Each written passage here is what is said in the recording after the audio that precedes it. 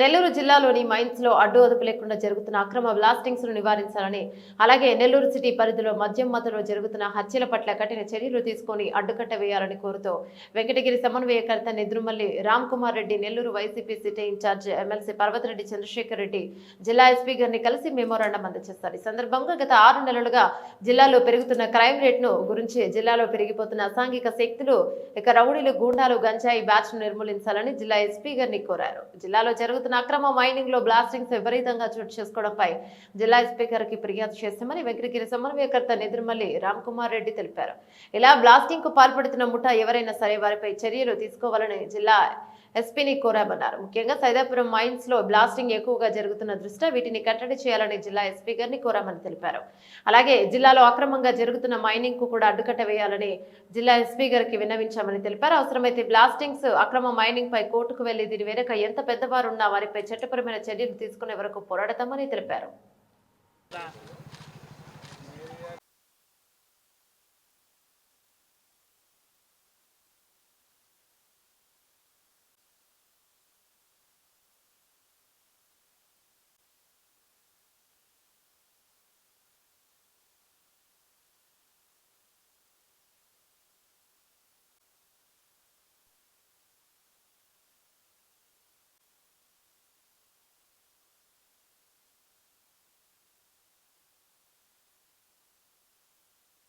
తర్వాత మొట్టమొదటి రోజు నుంచి కూడా ఈ దోచుకోవడం మొత్తం మీద ఇదే కనపడతా ఉంది. అది ఒకటనిలా ఇంకోటనిలా ఇసుక దగ్గర నుంచి, సిలికా దగ్గర నుంచి, మైనింగ్ కానీ, క్వాడ్స్ కానీ, ఇట్లా మన నెల్లూరు జిల్లాలో కనుక తీసుకుంటే ప్రతి చోట ఈ ఈ అక్రమ దోపిడీ అన్నది కనపడతా ఉంది.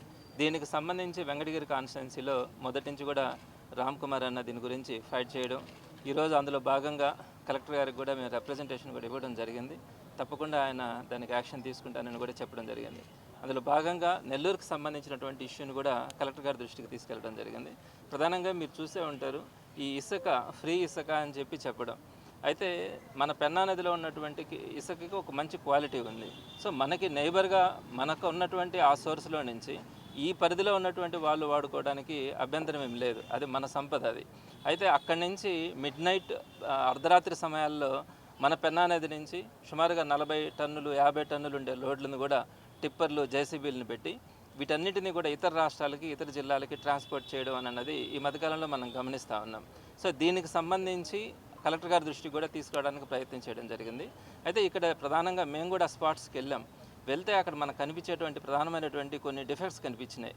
వాళ్ళు చేస్తున్నటువంటి మైనింగ్ని అడ్డుకోవడానికి కొంతమంది రౌడీల్ని, గోండాల్ని, అక్కడ ఉండే వాళ్ళందరినీ కూడా ఈ బంగాకి బ్యాచ్ని కానీ అంతా కూడా అక్కడ పెట్టడం, ఎవరన్నా అక్కడికి వెళ్తా కనుకుంటే వాళ్ళందరినీ ఆపడం కూడా జరుగుతూ ఉంది. సో ఈ విధంగా వారందరినీ కూడా ప్రోత్సహించడం వల్ల ఈరోజు నెల్లూరులో కనుక మీరు చూస్తే సమీప ఒక 5-6 నెలల ప్రాంతంలోనే సుమారుగా 20కి పైగా మర్డర్లు జరిగినాయి. ఆ మర్డర్లు కూడా ఏదో పెద్ద కక్షలు లేకుండా పాత కక్షలు అట్టు పెట్టుకొని కూడా కాదు, 1000 రూపాయలు 2000 రూపాయలకు కూడా మర్డర్లు చేసేయడం, ఇడ్లీ తొందరగా గట్టి లేదంటే కూడా అక్కడ మర్డర్లు చేసేయడం. ఇటువంటి పరిస్థితి మనం నెల్లూరులో ఎప్పుడు కూడా చూడలే. ఒకప్పుడు పాత రోజుల్లో మిగతా ప్రాంతాల్లో కొన్ని దగ్గరలో ఆ పేరు ఉండింది, ఒక 1000 రూపాయలకు కూడా మర్డర్ చేస్తారంట అని. మరి ఈరోజు నెల్లూరులో ఆ కల్చర్ పెరిగిపోయింది.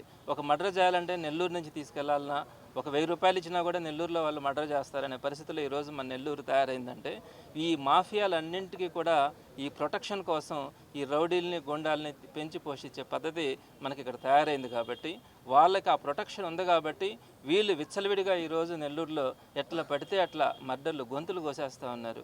పడుకోబెట్టి గుండెల మీద కత్తులు పెట్టి పొడుస్తూ ఉన్నారు. మన కళ్ళెదుటే మనం చూస్తూ ఉన్నాం.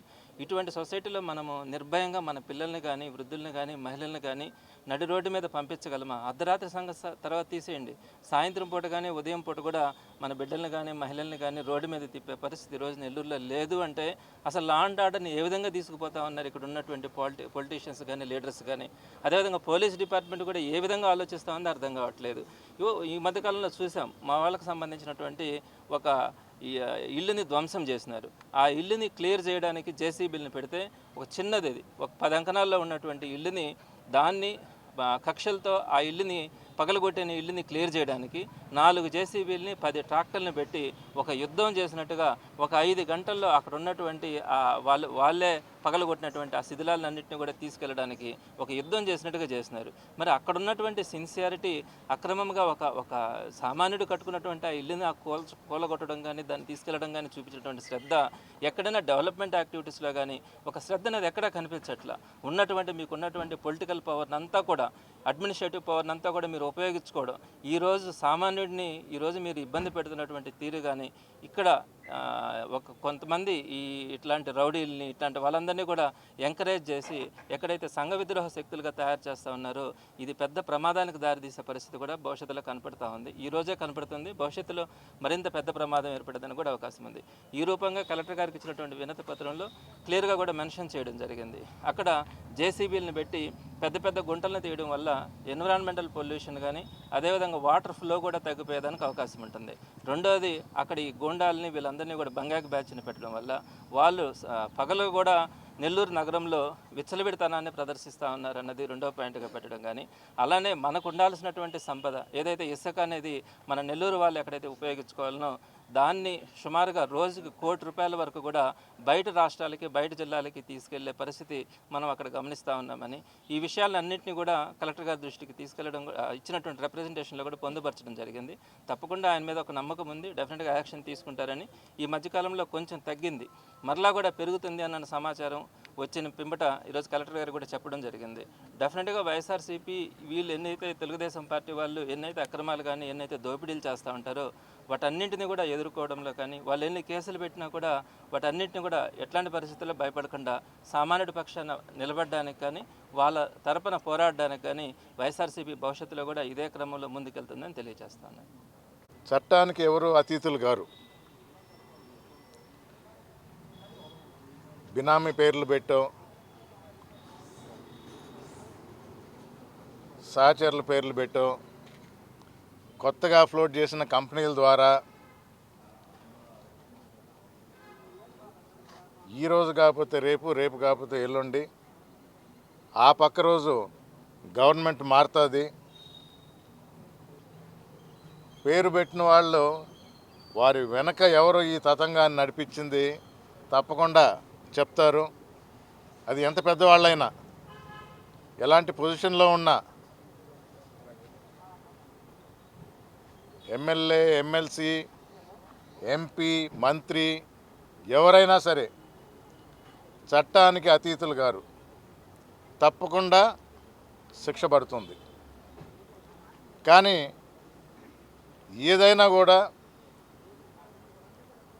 చట్టానికి లోబడే చేయాలి కాబట్టి విలేకరు మిత్రుల ద్వారా మీడియా ముందు ఇవన్నీ చూపించాం.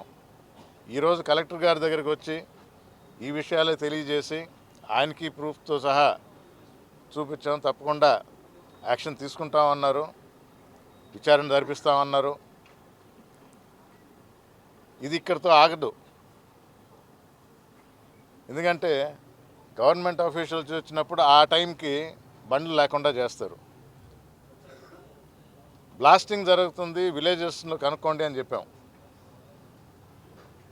ఇసుక తరలింపులో బ్రిడ్జ్లే కూలిపోయినాయి. అంత కలెక్టర్ గారు కూడా చెప్పారు, క్వార్ట్స్ ఇప్పుడు మేజర్ మినరల్ అయింది అని.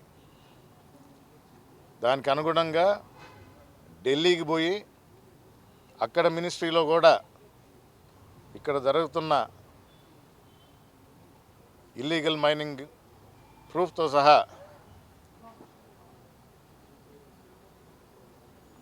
అక్కడ ఆఫీసర్స్కి ఇవ్వబోతున్నాను పై వారమే.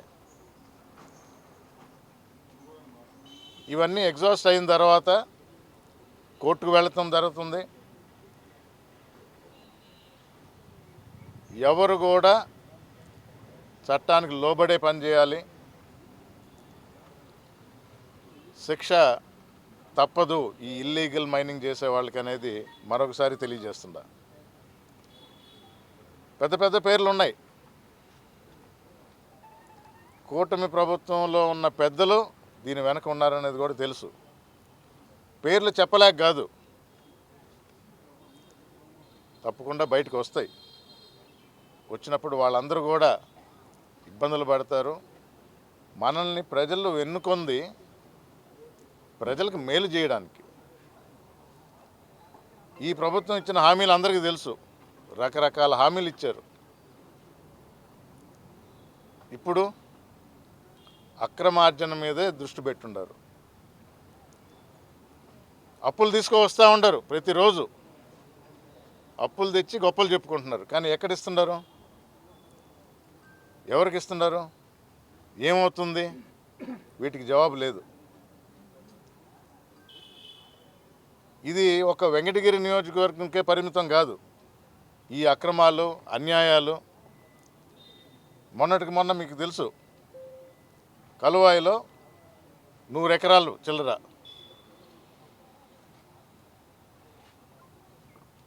ఎవరిదయా బండి అనంటే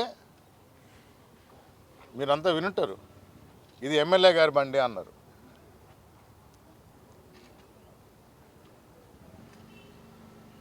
తప్పకుండా ప్రజల పక్షాన నిలబడే పార్టీ వైఎస్ఆర్ కాంగ్రెస్ పార్టీ, ప్రజలకు మేలు చేసే పార్టీ వైఎస్ఆర్ కాంగ్రెస్ పార్టీ.